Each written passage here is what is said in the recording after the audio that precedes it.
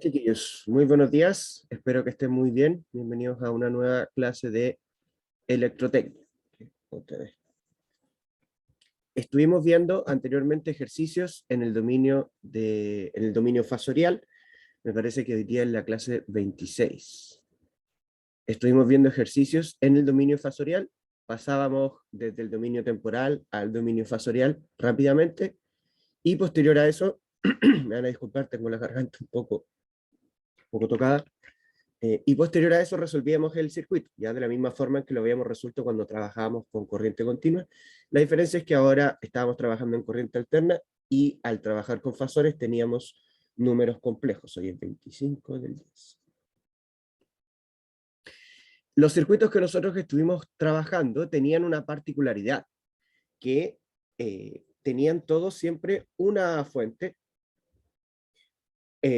independiente. Si tenían una fuente dependiente, eso no lo considerábamos porque la frecuencia iba a venir dada por la fuente independiente. Si nosotros tenemos dos o tres fuentes independientes, me parece que hicimos un ejercicio donde habían dos fuentes independientes, el procedimiento sigue siendo exactamente el mismo. La diferencia es que claramente vamos a tener más de una fuente, pero vamos a ver ahora qué ocurre cuando yo tengo más de una fuente y estas fuentes funcionan a frecuencias diferentes. Entonces, si en un circuito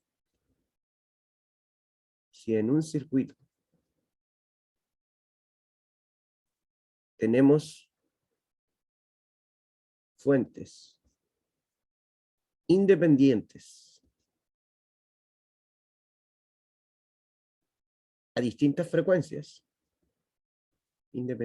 a distintas frecuencias,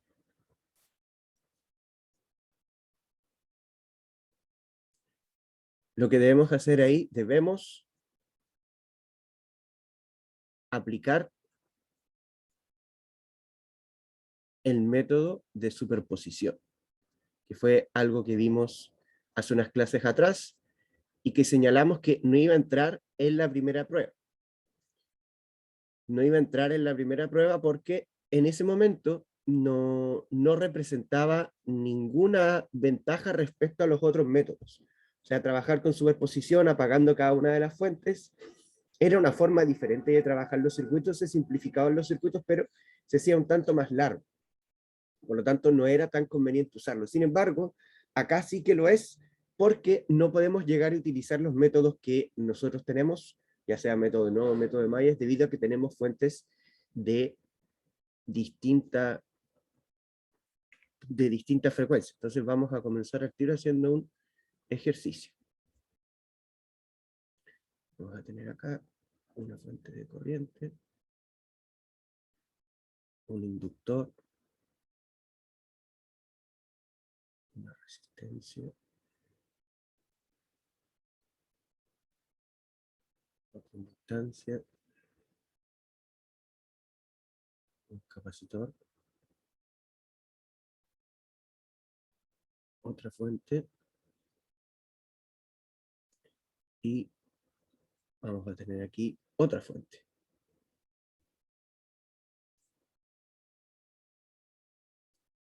Ya, esta fuente va a ser una de corriente, que va a ser 2 coseno de 2t más 30.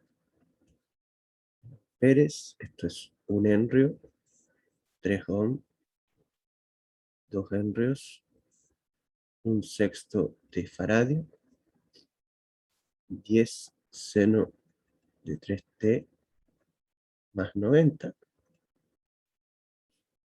Y estos serían 10 voltios. ¿Ok? Entonces, ¿qué es lo que ocurre cuando tenemos una fuente como esta, en donde aquí hay una frecuencia, aquí tenemos omega igual a 2, y aquí tenemos omega igual a 3? ¿Y qué pasa con la fuente continua? ¿Qué frecuencia tiene esta fuente continua? ¿O no tiene frecuencia? ¿Qué creen ustedes? Cuando nosotros tenemos una fuente continua, nosotros asumimos que la frecuencia es igual a 0. ¿Ya? No es que no tenga frecuencia, es que la frecuencia es 0. Es diferente a decir que no tenga frecuencia. radianes partido por segundo. Así se mide la frecuencia angular. Radianes partido por segundo. Y 0 radianes partido por segundo. Entonces, ¿qué es lo que tenemos que hacer ahora? Vamos a aplicar el método de superposición. Y para cada método de superposición, nosotros vamos a, para cada una de las fuentes, vamos a encontrar cuánto es el aporte. No hemos dicho qué es lo que tenemos que encontrar. Nos están pidiendo esta corriente. I sub 0 dt. Y aquí calcular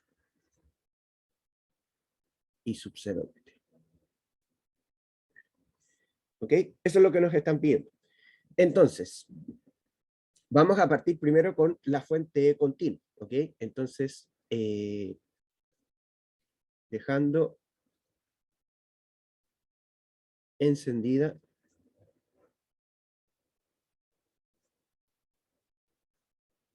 la fuente de 10 voltios.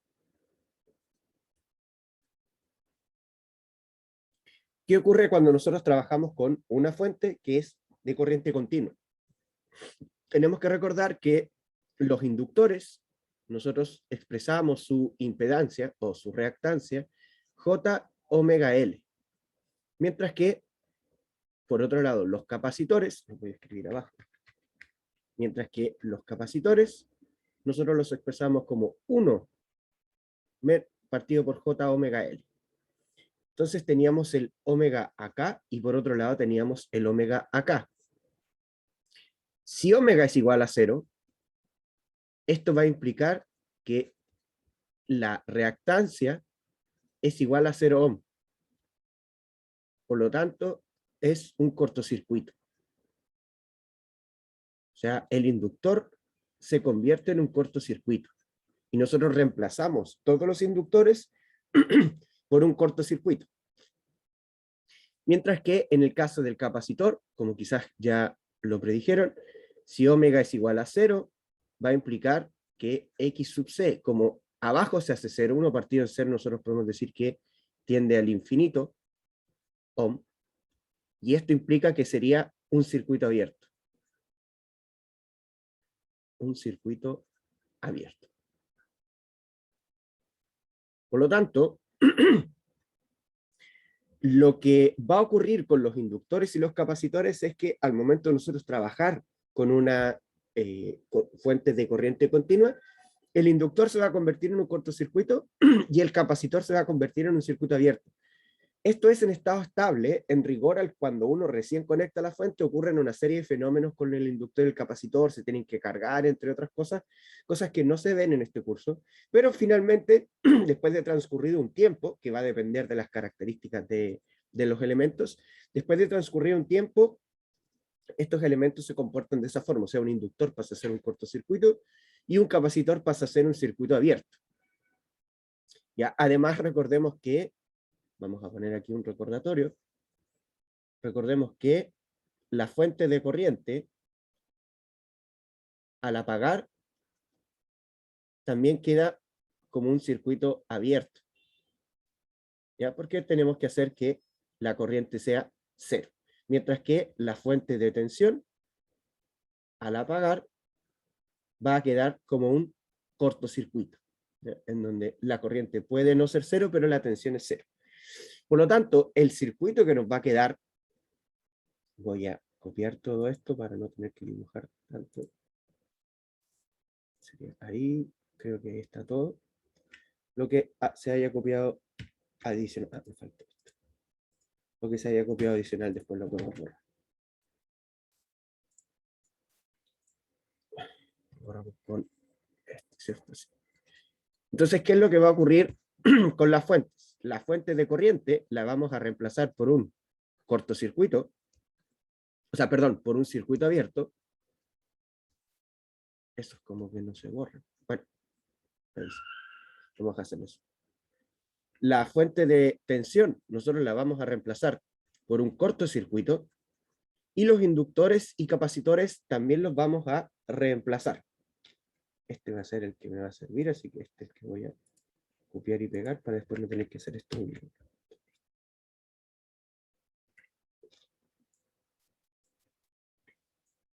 Entonces el circuito nos va a quedar de esta forma, en donde la fuente de corriente desaparece, el inductor también, el capacitor también, y la fuente también. ¿Y qué es lo que vamos a tener aquí? Aquí deberíamos tener un circuito abierto, aquí teníamos un inductor, tenemos un cortocircuito, aquí teníamos otro inductor, por ende tenemos otro cortocircuito, aquí teníamos el capacitor, nos queda un circuito abierto, y aquí teníamos la fuente, nos queda un cortocircuito. Finalmente, si ustedes observan este circuito, nos queda algo muy simple. Nos queda la fuente de tensión de 10 volts y nos queda la resistencia de 3 ohms. Esta, tal como está ahí, es la corriente que va en esa dirección, o sea, hacia arriba, o sea, sería esta corriente. Esta corriente sería I sub 0,1 le vamos a poner. Sería la misma que está acá. I sub 0,1. ¿Y cómo podemos determinar el valor de esa corriente? Fácil, nos quedó un circuito tan simple que con una ley de Ohm podemos calcularlo directamente. ¿Ya? La única salvedad que podría tener el cálculo que estamos haciendo aquí sería que observemos que la fuente trata de tirar la corriente en esa dirección. Sin embargo, la corriente que nosotros definimos va en dirección contraria, por lo tanto, I sub 0,1 de T va a ser igual a menos el voltaje partido por la resistencia. Usualmente, cuando trabajamos con una fuente de corriente continua, una fuente que tiene frecuencia cero, el circuito tiende a simplificarse, porque eliminamos de una u otra forma los capacitores y los inductores. Además que como las otras fuentes también se eliminan, queda un circuito mucho más simple. Tampoco es para confiarse, porque tenemos que recordar bien dónde vamos a tener un cortocircuito y dónde vamos a tener un circuito abierto. Basta con que uno de ellos a lo mejor esté mal puesto, por ejemplo, hubiésemos puesto un circuito abierto acá y un cortocircuito acá, y quizás nos va a quedar un circuito completamente diferente. ¿Ok? Y recordar de que al apagar las fuentes de corriente, estas quedan como un circuito abierto y las fuentes de tensión como un cortocircuito. Afortunadamente, después de eso nos queda un circuito muy simple al cual le podemos calcular cuánto es la corriente. ¿Queda alguna duda con esta parte del método de superposición?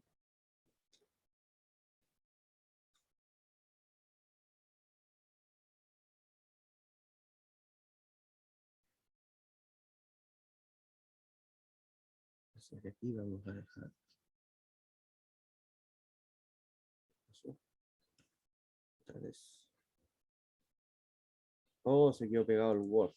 Genial.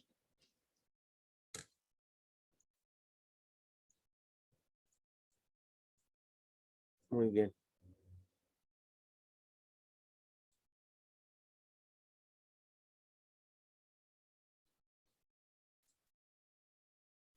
A ver.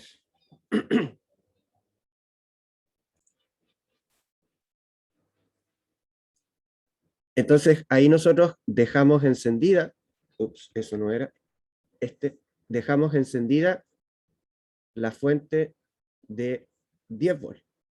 Entonces ahora vamos a trabajar dejando encendida la fuente de corriente. Entonces, dejando encendida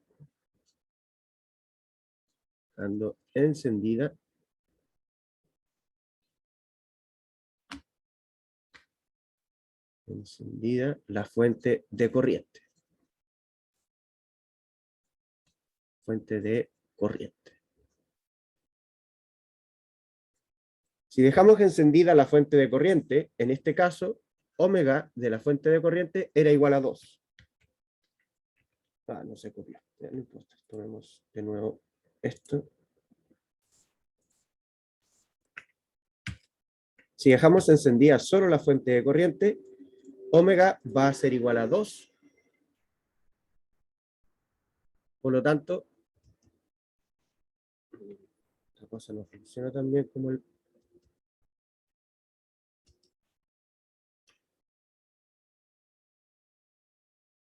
Por lo tanto, esta fuente que está acá, que es la fuente de... ahora sí vamos a copiar esto. La fuente de tensión que tenemos aquí nos va a quedar como un cortocircuito. Vamos a moverlo aquí.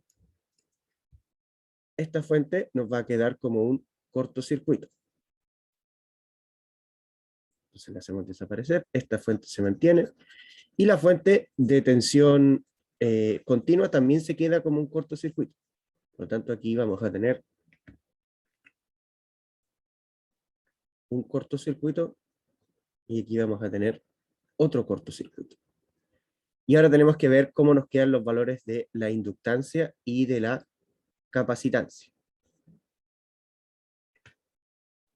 Como nuestra frecuencia es igual a 2, podemos calcular directamente que J omega L, el inductor 1 tenía un valor de 1 henrio y el inductor 2 tenía un valor de 2 henrios. Omega es igual a 2, por lo tanto, este sería igual a J2 ohm y este sería igual a J3 ohm.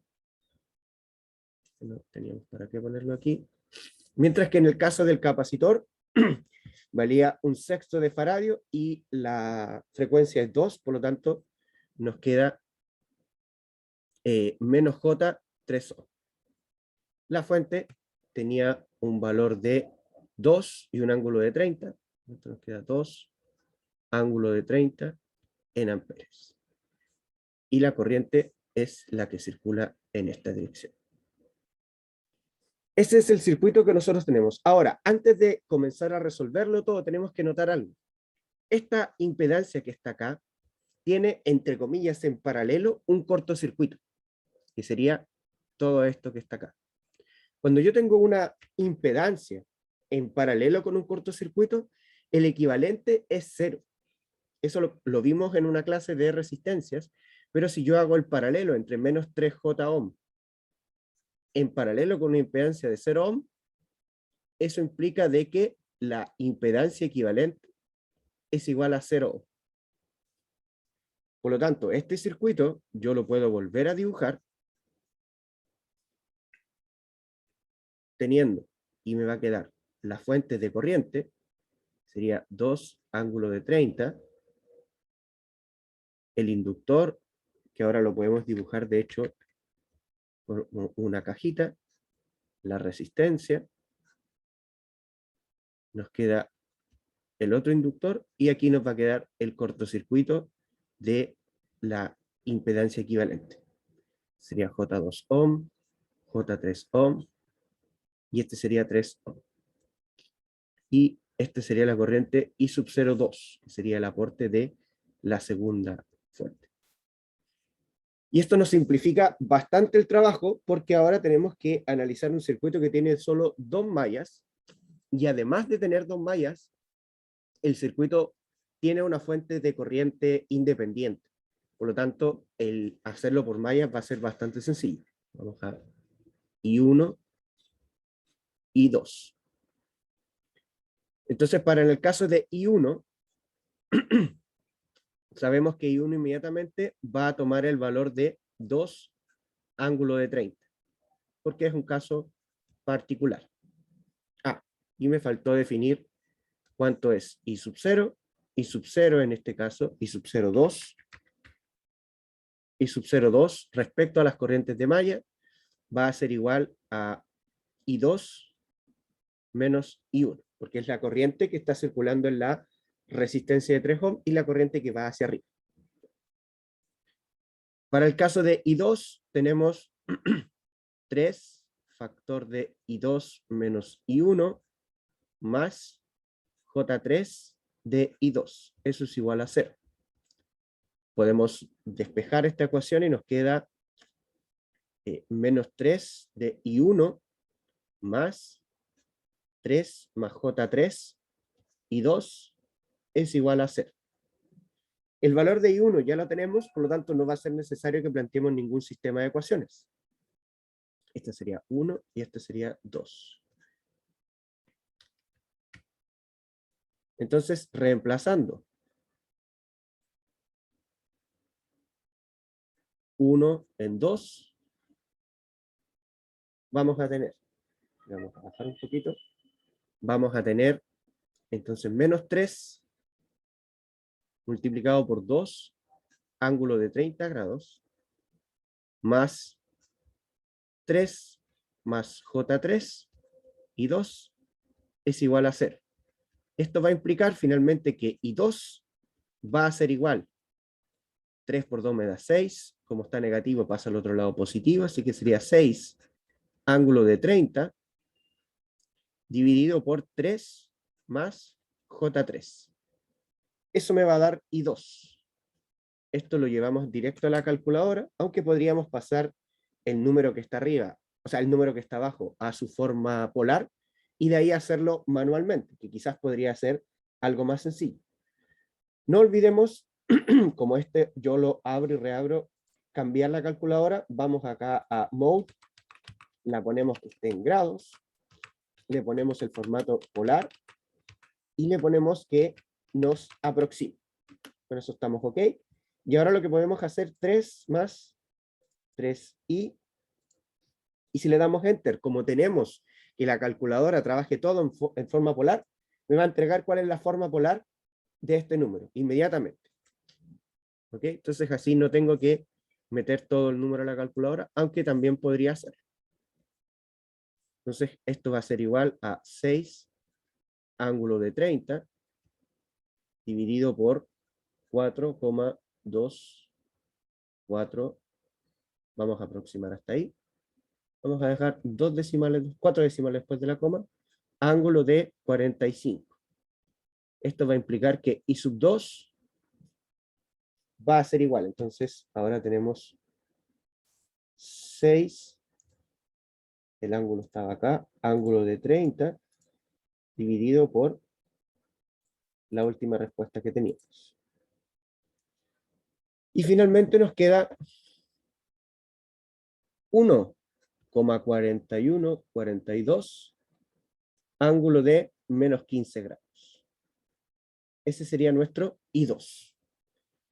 Para finalmente encontrar cuánto es I sub 0,2, I sub 0,2, I sub 0,2 sería igual a I2, que sería lo que acabamos de calcular ahora, 4,142, ángulo de menos 15 grados, menos I1, que sería 2, ángulo de 30. Perdón. Por lo tanto, I sub 0,2, y esto lo podemos también calcular directo acá, porque acá tenemos, sería esta respuesta,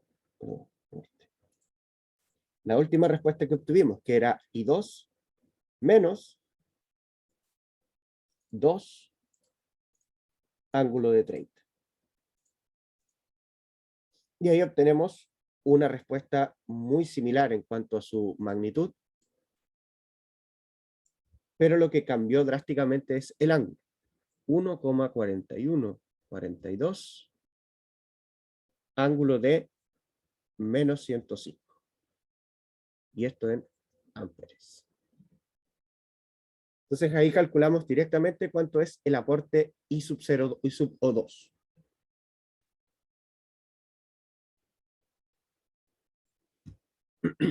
Nos faltaría solamente el aporte de esta fuente, de la fuente de tensión de 10 seno de 3T.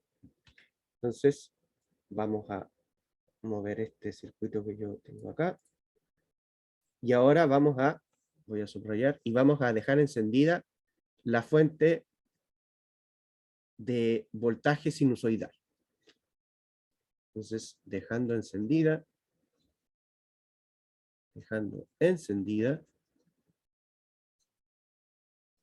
la fuente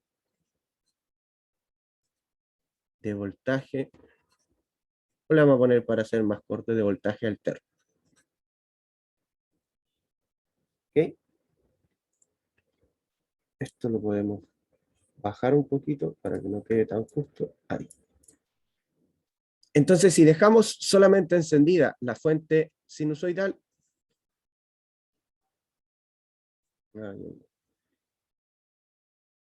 esta fuente que está acá nos va a quedar como un circuito abierto.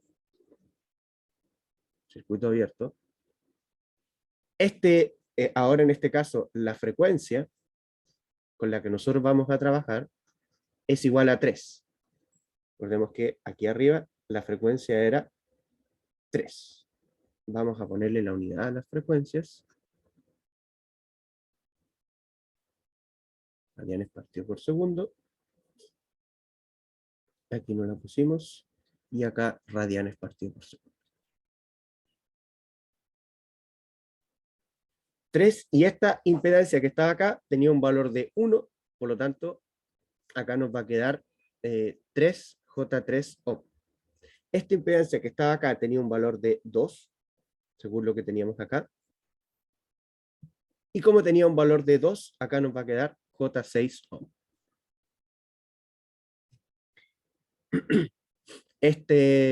El capacitor tiene un valor de 1/6, multiplicado por 3 nos queda 1/2, pero como ese 1/2 queda abajo, aquí tendríamos menos J2 ohm. Esta fuente que está acá nos va a quedar como un cortocircuito, y la fuente de tensión tenía 10 seno de 90. Fíjense que esta es una fuente sinusoidal que está desfasada en 90 grados. Pero nosotros dijimos en la primera clase que tenemos que trabajar con fuentes que sean coseno. Entonces, como tenemos que trabajar con fuentes que sean coseno, recordemos que si yo tengo una función seno de t, eso es igual a coseno de t menos 90.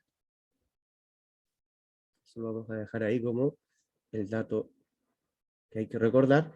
Y en base a eso, entonces, como tenemos seno de 3t más 90, esto es, lo voy a mover para acá. No se puede. Esto es lo mismo que yo diga que es 10 coseno de 3t. Porque al final ese más 90 me queda coseno de menos 90 más 90, al final se me va a 0. Por lo tanto, esta me queda, dijimos que era un 10. Me queda 10 con ángulo de 0. Y ese sería el circuito que nosotros debiésemos resolver. Ahora, como aquí me quedó un circuito abierto en esta parte, esa parte del circuito yo la puedo omitir. Finalmente, el circuito que yo voy a resolver me va a quedar de la siguiente forma. Me va a quedar la resistencia. Podemos poner el inductor como una cajita.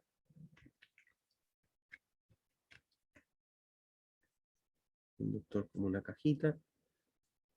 Lo mismo con la capacitancia. La fuente de tensión y nada más. La fuente de tensión sería 10 ángulo de 0 volt. Aquí tendríamos menos J2 ohm, J6 ohm, y aquí tendríamos 3 ohm. Bastante sencillo, lo podemos resolver. La transformación de 10 ángulo de 0. Lo que ocurre es que esta función que nosotros tenemos acá es una función sinusoidal, que es una función seno. Pero nosotros cuando comenzamos a trabajar con lo que son los fasores, dijimos que nosotros tenemos que trabajar con funciones coseno. ¿Ya? ¿Y qué pasa si sale una función seno? Si sale una función seno no hay ningún inconveniente, porque yo puedo pasar de una u otra de manera indistinta, sabiendo que seno de t es igual a coseno de t menos 90 grados. Entonces, entonces, si yo tengo 10 seno de t, 3t, más 90 grados, tomando esa igualdad que tengo arriba, me va a quedar 10, voy a pasar el seno a coseno, pero si yo paso de seno a coseno, tengo que agregarle un desfase de menos 90 grados. Me queda 3t más 90 grados. Estos 90 grados vienen de aquí, menos 90 grados. Estos 90 grados vienen de la transformación. Finalmente, ese más 90 menos 90 me queda en que el resultado de esto es 10 coseno de 3t. ¿Quedó claro ahí o todavía hay alguna vuelta que darle?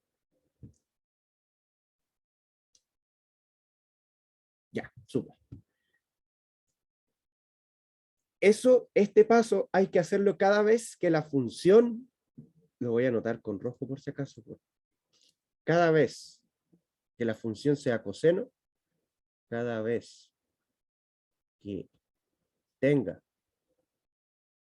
una función seno,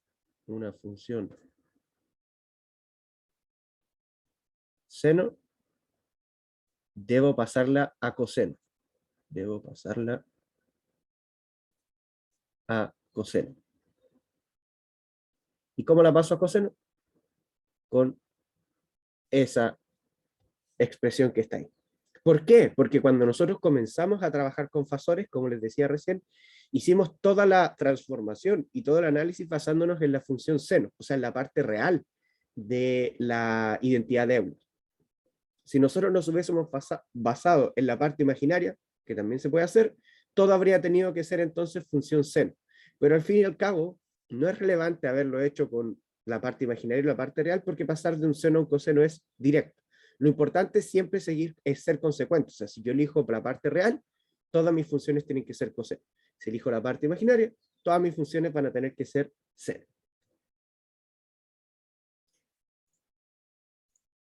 Volviendo al ejercicio entonces, tenemos esto directo que está acá, lo podríamos resolver con método de mallas o lo podríamos resolver con método de nodos. Yo lo voy a resolver ahora con método de nodos porque delante trabajamos con el método de mallas. Entonces tenemos e igual 0, vamos a tener acá e sub 1 y vamos a tener acá e sub 2. Y tenemos que recordar que la corriente que nosotros nos están pidiendo es la corriente que circula por la resistencia de 3 ohm hacia arriba. Es esta corriente. Este sería I sub 0,2. Y esta I sub 0,2 se relaciona. I sub 0,2 se relaciona con las tensiones de nodo de la siguiente forma. Como es la corriente que está circulando por ahí, sería 0, porque iría desde el nodo de referencia hasta E1, menos E1 partido por 3. Ya nos va a quedar un número, por ahora, aparentemente un número real,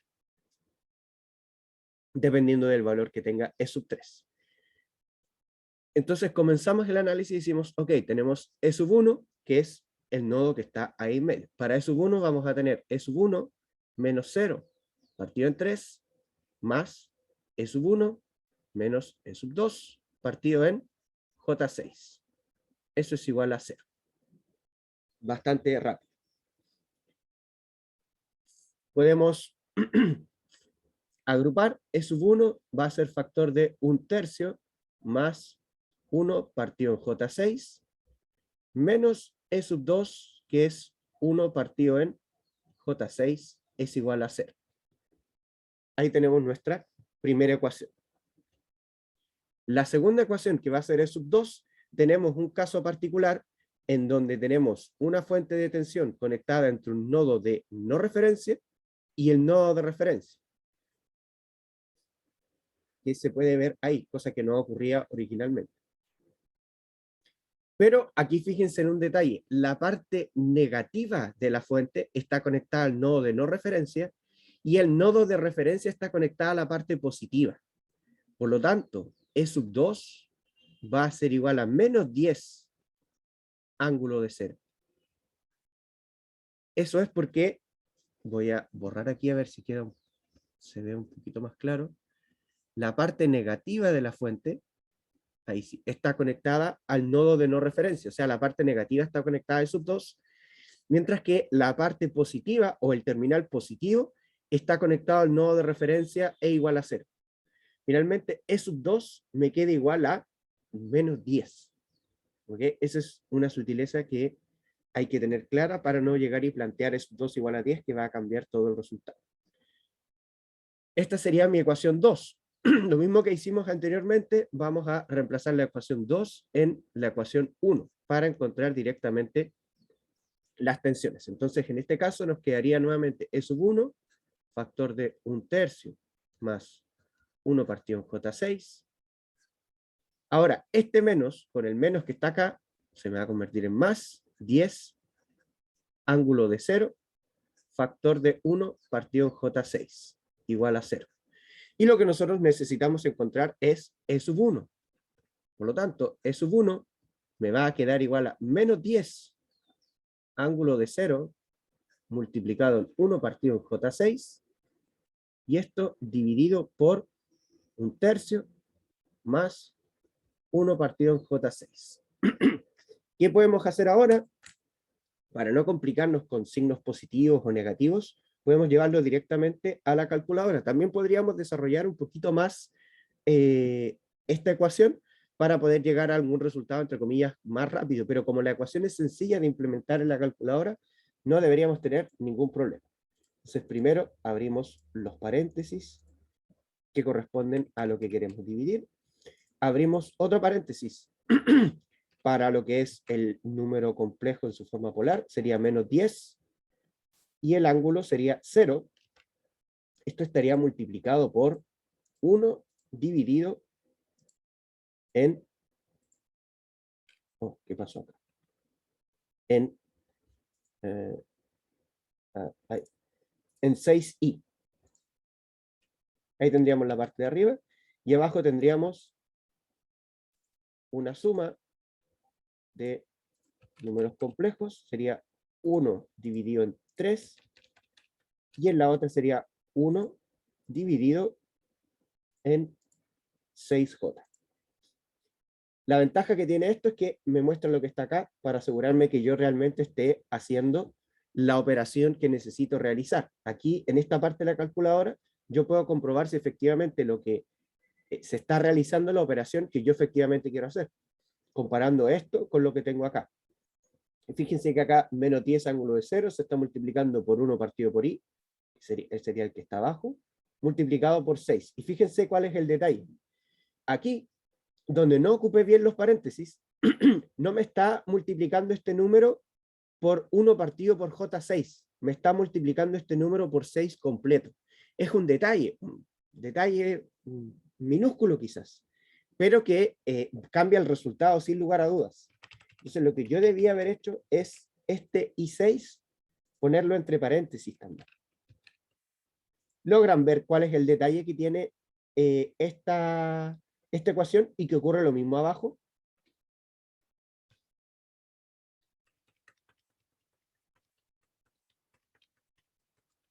También deberíamos poner este entre paréntesis. Y se dan cuenta que ahí cambió el resultado y cambió considerablemente el resultado. Teníamos originalmente 9,9846, ángulo de 176, y pasamos a tener 4,47, ángulo de 116. Entonces son sutilezas a veces con las que uno trabaja en la calculadora. Uno puede llegar y poner algo directo en la calculadora sin ningún inconveniente, pero tiene que tener cuidado con estos detalles, que a veces yo llego y lo ingreso porque así me suena lógico, pero la calculadora se trabaja de una forma diferente. Para eso está esto que al momento de yo hacer una operación, me muestra qué fue lo que hizo la calculadora. Y aquí yo puedo corroborar que efectivamente se haya realizado la operación que yo quería y que no se realizó otra operación nada que ver, como fue este el caso. Entonces, finalmente, en esta sí se está realizando, porque vemos que está multiplicando menos 10 ángulo de 0 por 1 partido por 6, y aquí es 1/3 más 1 partido por i6. Por lo tanto, nuestro E sub 1, por lo tanto, nuestro E sub 1 nos va a quedar 4,4721, ángulo de 116. Aquí vamos a ponerle un solo decimal, 6 en volts. ¿Para qué necesitamos G sub 1? Necesitamos G sub 1 para poder calcular cuánto es el valor de I sub 0,2, porque I sub 0,2 va a ser igual a menos E1, perdón, partido en 3. Como tenemos ahí mismo el número I sub 0,2, como tenemos acá arriba el mismo número, al tiro vamos a ocupar este número. Acá en la calculadora vamos a poner la respuesta tiene que ser negativa, menos answer dividido en 3. Que me da todo el número dividido en 3, y me queda que esta corriente entonces va a tener un valor de 1,4907, ángulo de menos 63,4. Y esto en amperes. Ese sería, no la voy a encerrar, ese sería el resultado. Esto se podrá mover. Ahí está. Entonces ya tenemos I sub 0,2. A esta le habíamos puesto 2 también. Vamos a borrar entonces, porque este debería ser 1.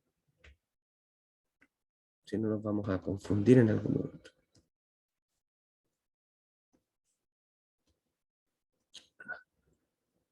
Sería I sub, esta también debería ser I sub 0,1.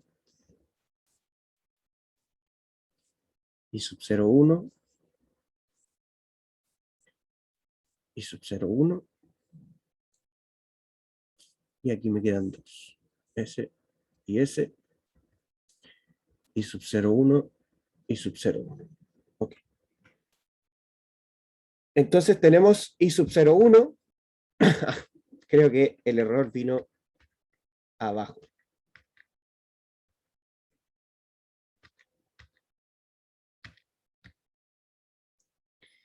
Esta sí debía ser I sub 0,2. Esta es la que tendríamos que cambiar. Esta debería ser I sub 0,3. Esta es la que tiene que cambiar. Esta es I sub 0,3. Porque tenemos 3 corrientes diferentes. I sub 0,3, I sub 0,3, I sub 0,3. Ahí, perfecto. Ahora sí, entonces tenemos I sub 0,3, I sub 0,2 e I sub 0,1. Hay que notar algo importante, que a nosotros acá, lo voy a encerrar en rojo, nos están pidiendo la corriente, pero nos están pidiendo la corriente en el dominio del tiempo. Eso intentaba hacer una T. Nos están pidiendo la corriente en el dominio del tiempo. Entonces simplemente lo que debemos hacer es dar el paso inverso y pasar cada uno de estos fasores que nos entregaron acá al dominio temporal. Entonces la respuesta, finalmente,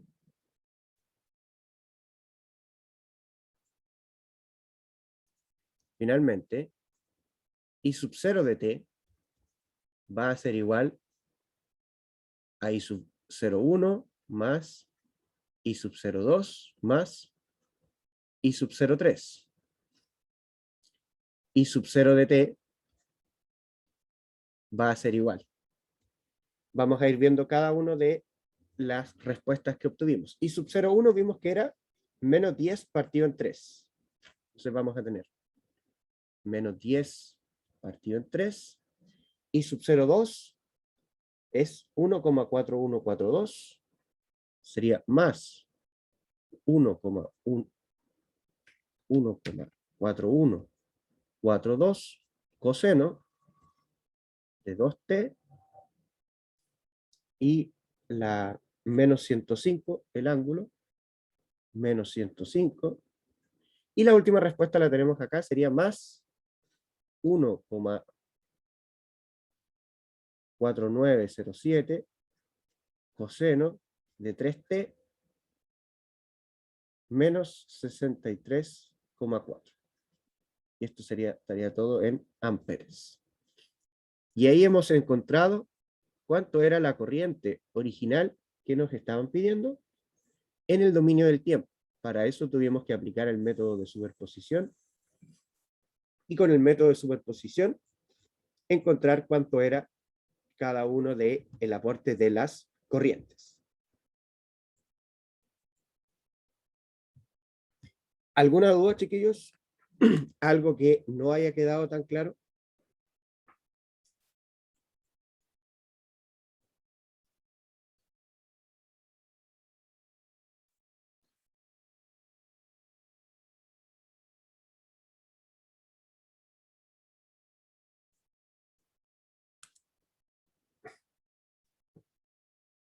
Perfecto. Entonces, si no hay más dudas, quedamos hasta acá. Lo que nos queda ahora en las siguientes clases es revisar lo que son las potencias complejas.